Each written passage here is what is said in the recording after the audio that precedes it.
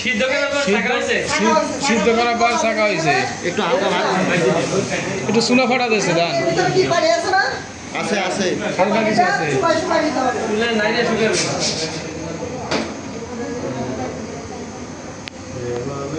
দেখা যায় এটা ধানের ক্ষেত্রে ঘুমের ক্ষেত্রে পানি টানতেছে সামনে মুড়ি হবে আস্তে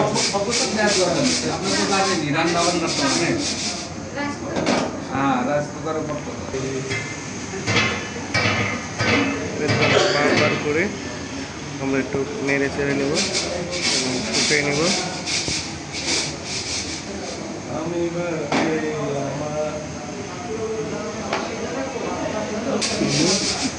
দেখা যায় না ঠিক আছে বন্ধু আমি তোমার ডালের উপর রেখে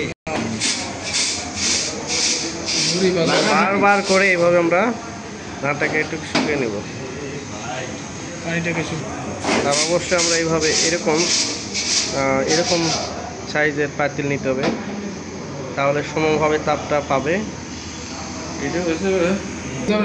এখন ধানটা শুয়ে গেলে আমরা